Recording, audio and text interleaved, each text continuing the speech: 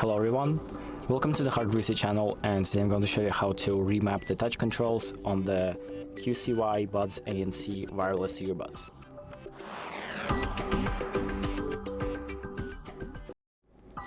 So the first thing that we're going to do is open up the QCY app and then make sure that the earbuds are out of the case and they haven't paired to the app previously.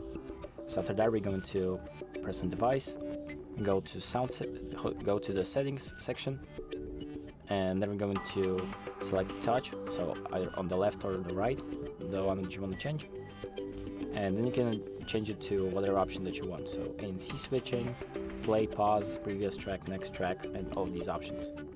So once you've selected, the options will be saved automatically, and now you can use them on your earbuds.